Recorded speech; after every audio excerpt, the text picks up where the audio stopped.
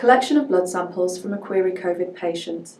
This slide describes the criteria for when to perform the different tests on patients. Please be aware it will be updated during the process, so you should refer to current guidelines.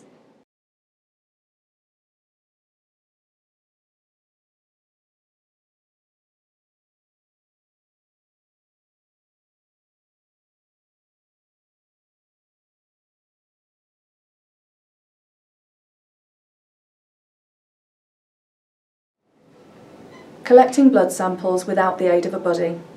This is the kit we suggest you take into the room to collect samples from a patient when you would like to make a decision at the bedside as to which test to do. We've printed off a generic blood form for just an FBC U&E and to allow us to take patient labels into the room and label the sample at the bedside. If you choose to do more extensive tests afterwards, you would reprint a separate request form after leaving the room.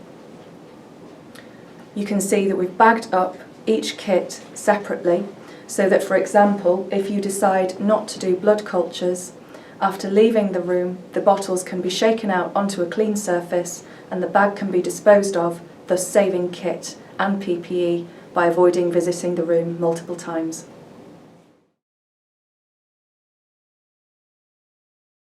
After you've taken the blood samples from the patient and labelled the samples at the patient bedside, dispose of everything possible in the bedside bin and the sharps bin. This will include the half of the blood form that had the patient's labels on it.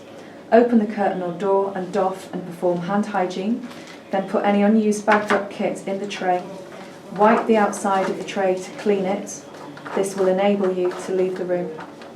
Leave the patient area. Put on gloves or perform hand hygiene, and using a clean hand, dirty hand technique, bag the samples into a clean bag.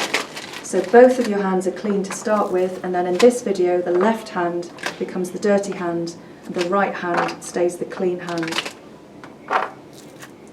Place your samples down on the clean work surface, then using your dirty hand, pick up the bag of the kit that hasn't been used and shake it out onto the clean surface. Dispose of the dirty bag.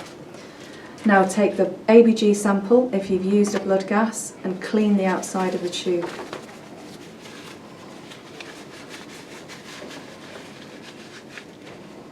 Place it down on the clean surface, and now perform hand hygiene and clean your tray.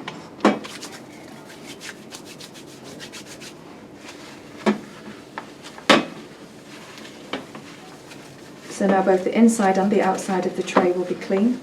You can restore any unused kit and then leave to attach the clean half of the request form before sending the sample to the lab and process the blood gas.